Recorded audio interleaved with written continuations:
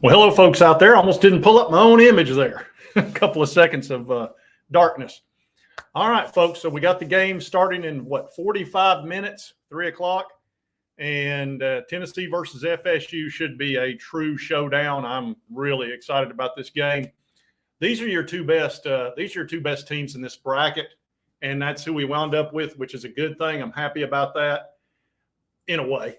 I'd have been fine had North Carolina moved forward, but FSU is a similar team to Tennessee. They hit the ball almost as well. They've had just almost as many home runs as we've had, and their pitching's pretty solid.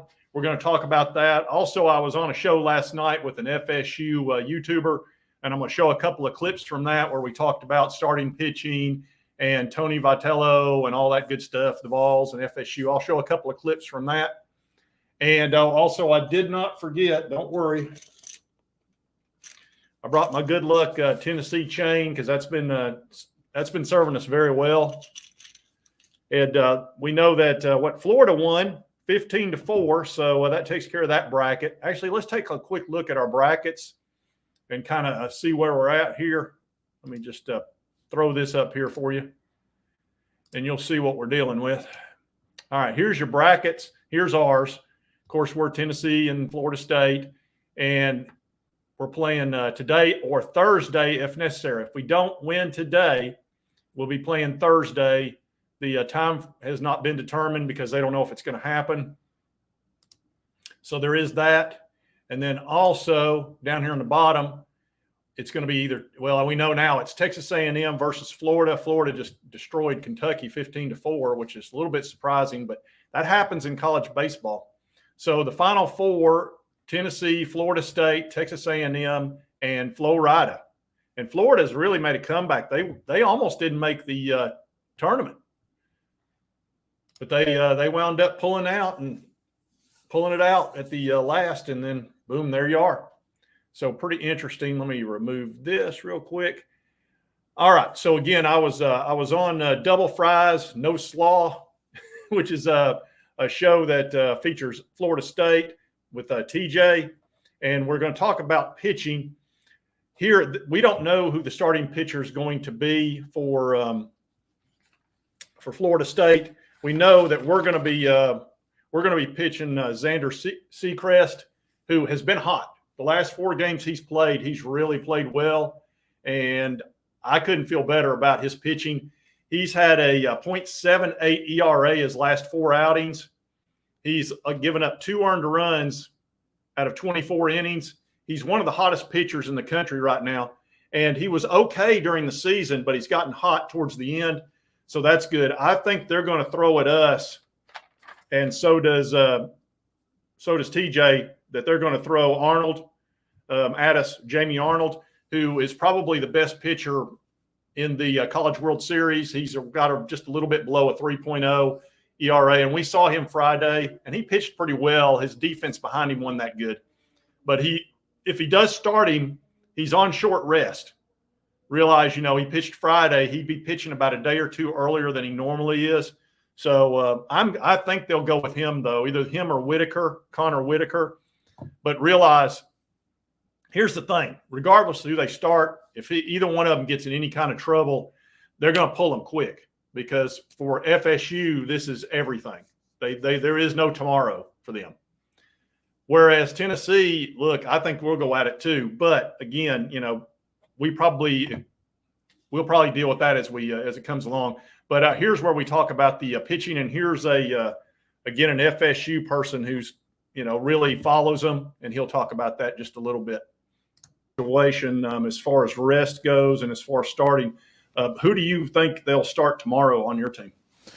Well, so what I thought prior to today was that the best case scenario was that if you could get through today without using Whitaker and Arnold, which Arnold started against you guys, Whitaker came in and almost finished it out. And obviously you had the 9th inning where he gave up a couple of walks and they brought somebody else in. But Whitaker only threw 71 pitches. Arnold went up over 100. So my thought was that if Whitaker could come and start tomorrow on a couple days short rest, but he also didn't throw 100 pitches. And then Arnold could start the Thursday game. That'd be a good way to line them up. Whitaker came in and pitched a little bit against UNC, wasn't very effective. And so they pulled him pretty quick. I don't even know if he threw 20 pitches. Pulled him pretty quick. So I still think he's available tomorrow. I think he'd be available Thursday if he didn't pitch tomorrow. But because of that, you may have to flip-flop him. Because he pitched, against UNC, you may do Arnold first and then Whitaker. You also might look at matchups. If Tennessee's throwing their absolute ace, you may need your ace to go out there and do it. Now, he'd be doing it on 2 days short rest. He pitched again last Friday, and he'd be pitching on Wednesday afternoon. And so does that present a little bit of a problem? He's pitched on 1 day short rest a few times this year. I don't know that he's gone 2 days short. Could that maybe limit him to 85 or 90 pitches instead of getting up to 110 or whatever? I don't know. Is he maybe a little bit less effective? I don't know. He wasn't very effective and gave up like 6 runs the first time too. Did he pitch in between our game and tomorrow? No, has not come in. So he's had Saturday, Sunday, Monday, Tuesday. Yep. He's had 4 days rest. 4 days. They're usually on a 5 or 6. So he's a little short there. But with the matchup, if you're telling me that Tennessee's throwing their ace or ace of the last month, essentially, yeah, I think you might want to throw your ace. And then you used Whitaker a little bit, who did a good job, I think, against you guys. He got up 3 runs and then had the 2 walks in the 9th. But may want to use him for Thursday to give him that little break. Even though he only threw 20 pitches, he warmed up for a while and may have to go that route. So maybe ace on ace tomorrow, which would not be the worst, and maybe see if Arnold could get a little redemption. I could see that. If I was FSU, I would go max. I would pitch my absolute ace, even if he's on short rest. I would go with him. That's what I would play like it's the last game ever.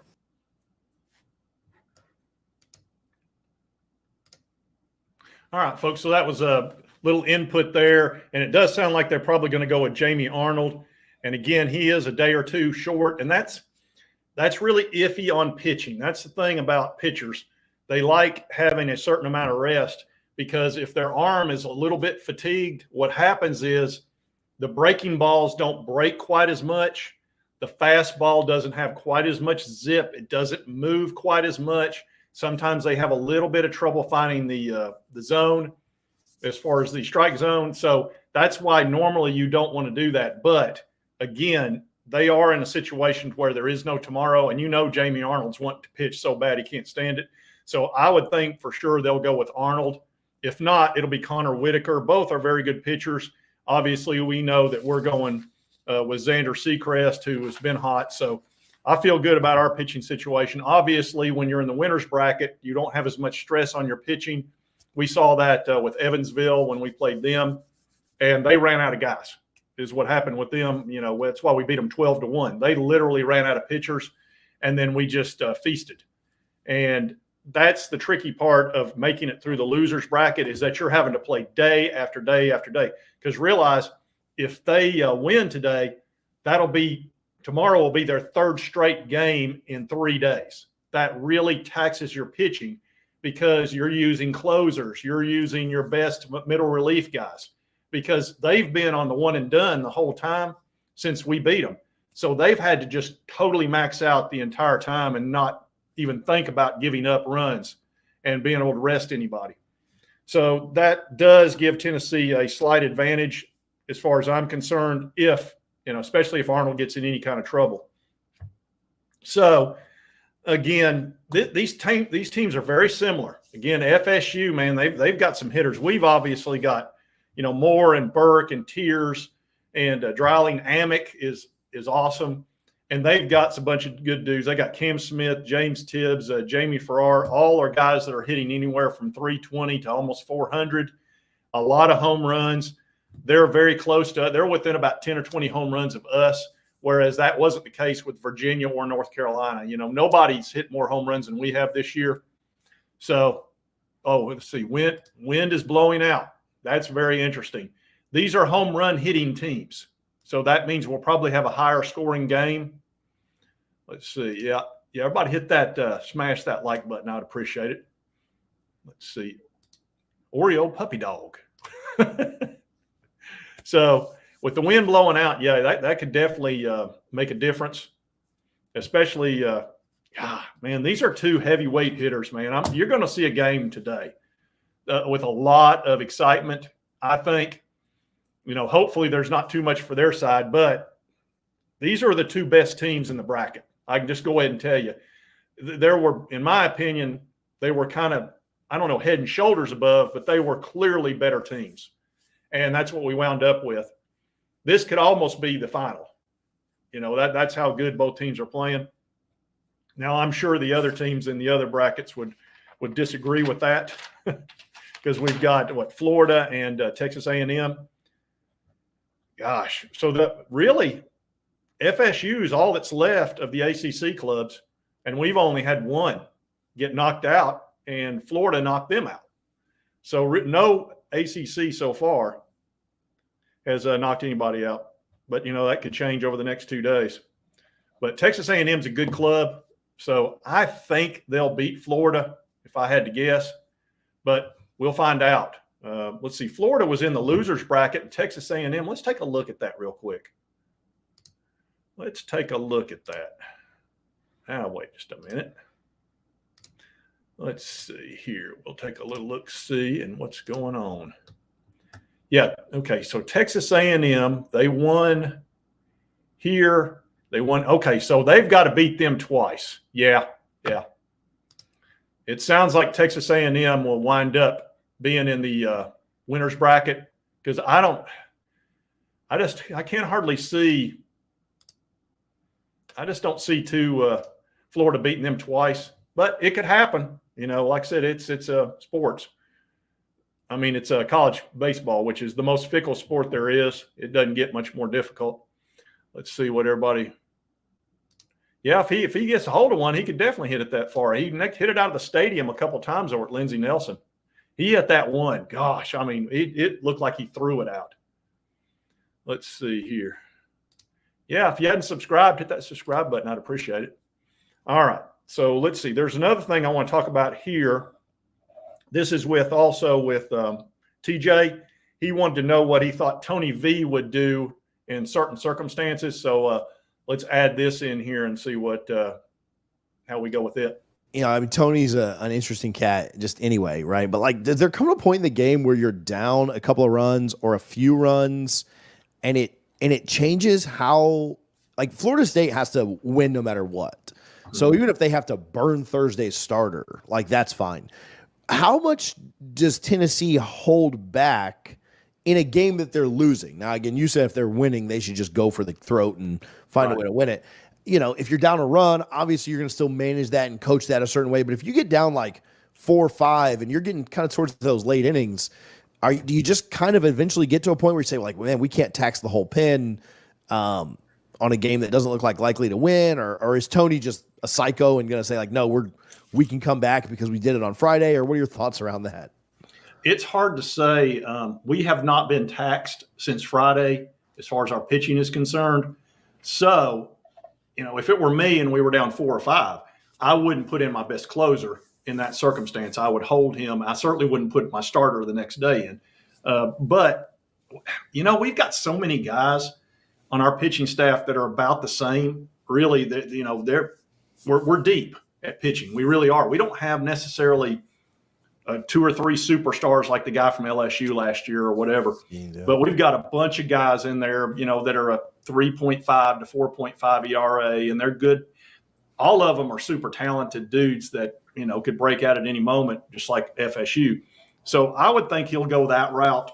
If it's a super tight game, he's going to he'll throw every single thing he's got at it. Yeah. Tony is the most competitive person I think I've ever seen. He's almost too competitive. All right, so yeah, that's Tony's. He's going to play this like there is no tomorrow. I just know how the guy thinks as far as how he's coached. If he gets any chance to win this game, he'll throw every single thing he's got at it. Tony's not going to sit back and go, well, there's always tomorrow. I'll take it easy. No, there'll be none of that. He's very tenacious, tenacious Tony V. He could be that could be a nickname for him, Tenacious Tony. Now, let's see. Y'all were asking about predictions. Most of what I've seen, Vegas has got Tennessee favored. They call it plus 150 or whatever. I guess that's how much you bet or et cetera. I'm not a big bettor, but most of them have Tennessee favored. A lot of them, even the Tallahassee, I guess it was Tallahassee, had us winning. But, again, we're playing the best team in this bracket other than us. So I would give us a slight edge because of the pitching situation. But you saw how good they are Friday. I mean, they scored 9 runs on us, or 11. Was it 9 or 11? I can't even remember. It seems like forever ago when we won that. Let's see. Well, here we got Christian Moore here. He says, if FSU wins 3 days in a row, they deserve it. You need to be getting ready for the game, man. You can't be up here on this podcast. Let's see. UT to win. So see Jen from Rena. Oh my gosh. Yeah, I played that the other day for y'all. That was a classic. And she was not happy. That was funny. And I've been there. I understand how she felt. So I'm not going to give her too much grief, but thanks to you guys for pointing that out, because I was able to play that. I had some fun with it. And I wasn't too mean about it, though, because I've been in that situation exactly. And plus, she showed up on YouTube after the loss, which is not easy to do. I don't even know if I'm going to be able to do a post game today, because I didn't know this thing was going to get pushed to 3 o'clock. So if I do one, it might end up being later. I don't know. I'm trying to finagle and do some things, but it's that gum. When they change these times on you and you're trying to plan out your life, it makes it tricky. I'm sure y'all deal with the same crap too. Let's see. Yeah, they can hit. Heck yeah, they can hit. Jeez. This is as good a hitting team as we are, just about. They're this close when it comes to that. The reason that people are predicting Tennessee has the edge is the pitching and the fact that their pitchers are more taxed. Like I said, going with Jamie Arnold is not ideal. I mean, granted, he's their best pitcher, but you getting a guy out of sync when you start him 2 days quicker than he's used to. I've seen that. I've seen that be a problem. Oh, somebody wants a Roadhouse. Well, you know me. If there's one thing I don't like, is this Roadhouse. Or double our investment in Omaha. Omaha. Omaha. Omaha. Omaha. Omaha. Or Omaha. You know I don't like that. Now, one thing that the young lady from Renegade needs to understand is this. Are you crying? No. Are you crying? Are you crying? There's no crying. There's no crying in baseball. Why don't you leave her alone, Jimmy? Oh, you zip it, Doris. That never gets old. That's one of the great. Oh man, remember when movies were funny? I do. Let's see. Let's see what y'all are having to say. It's possible. I would feel, you want your guys to pitch on a certain time frame, and they do need, usually almost every starting pitcher needs 5 days rest. That's just like a gold standard.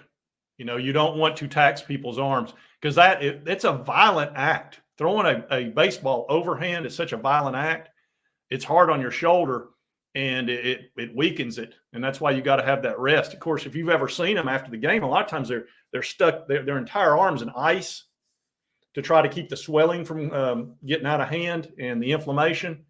So, it's really a process. I'm telling you, the life of a pitcher, you might think it's easy because they only pitch once every 5 or 6 days, but the next 24 hours after they pitch, they've basically got an injury that they've got to recover from.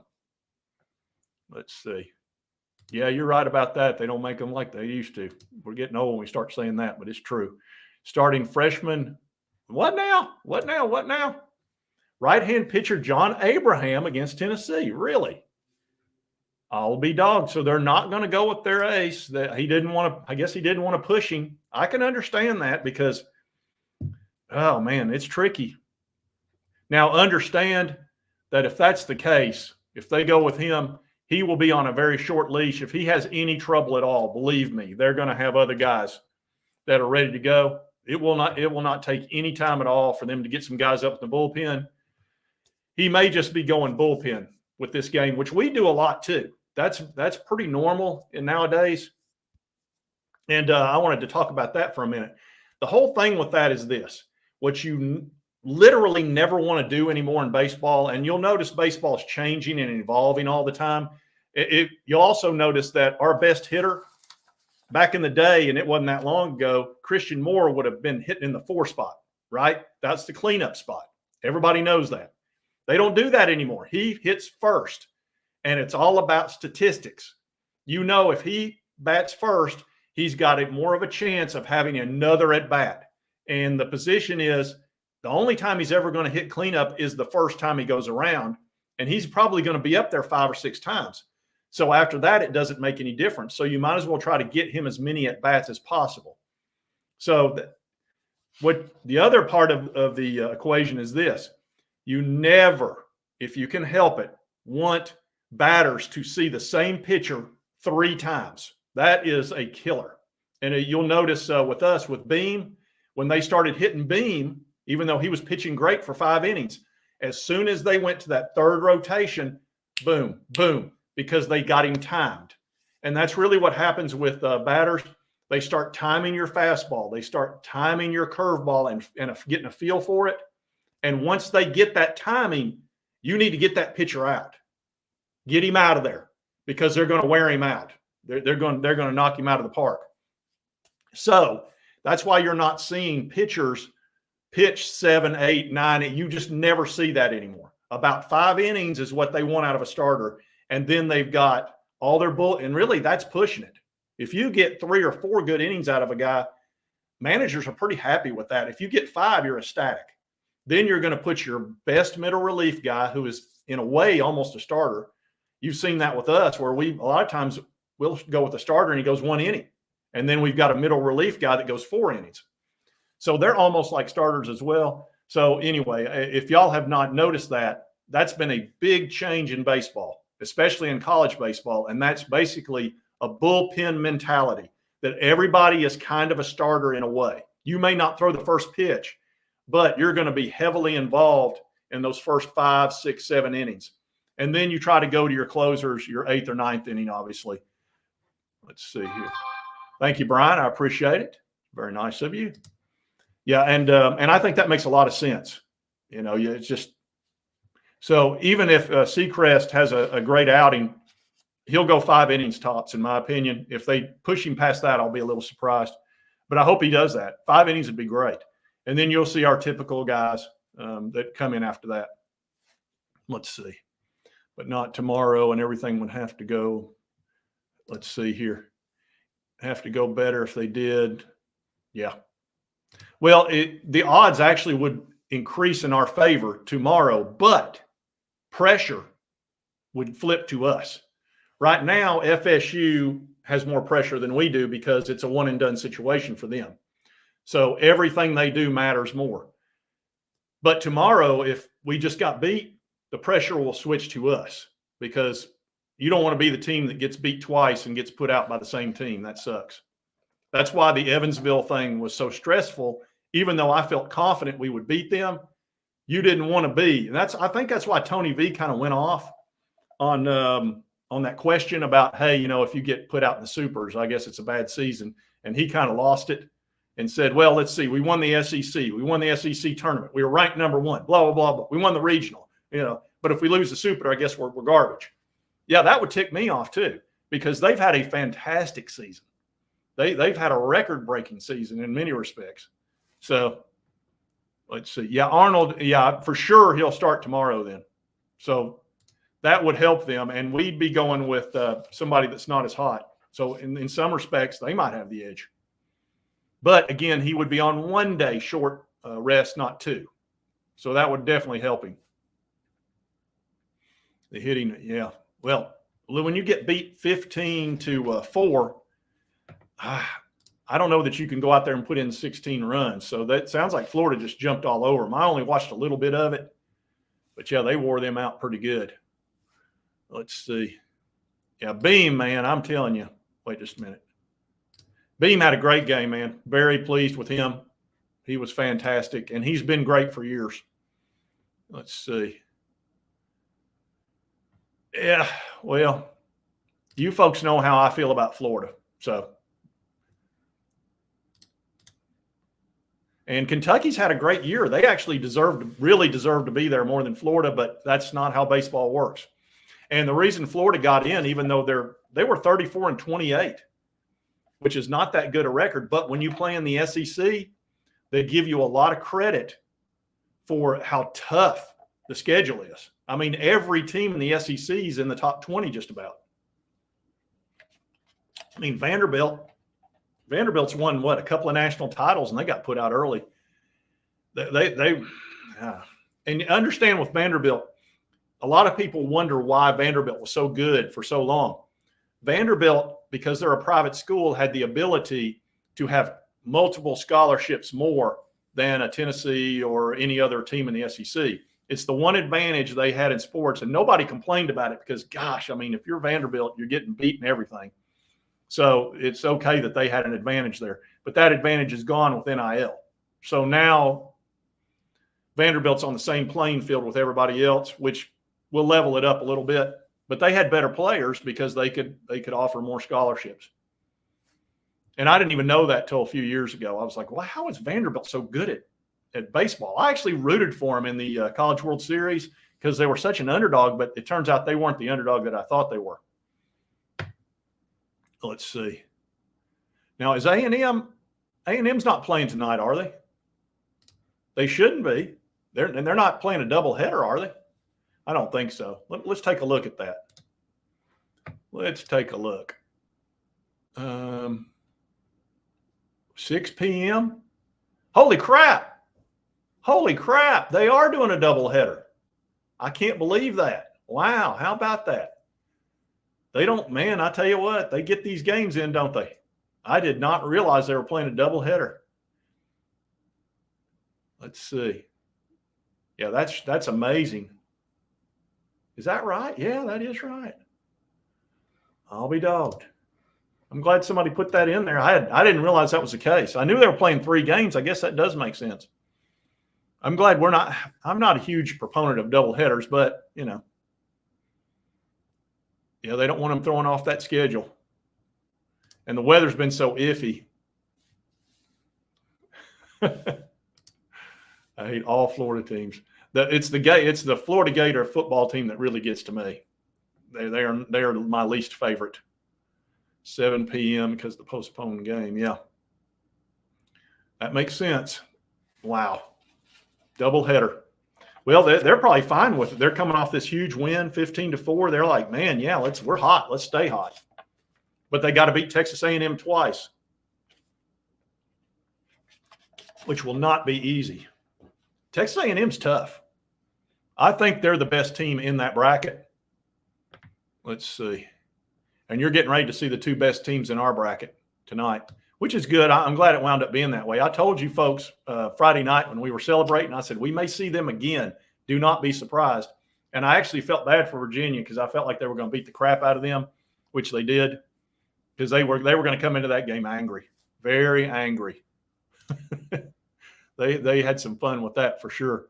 But, it looks to me like it's going to be something a little bit like this today. I didn't think you had it in you. I'm your huckleberry. Why, Johnny Ringo, you look like somebody just walked over your grave.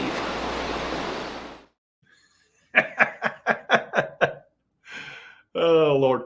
All right, folks, I'm going to end it with one little clip here, and I think this is exactly how we're feeling right now. This is how both teams are feeling, and it's getting ready to be.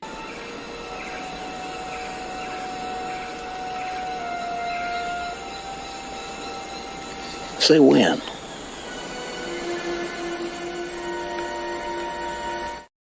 Oh, yeah. All right, folks.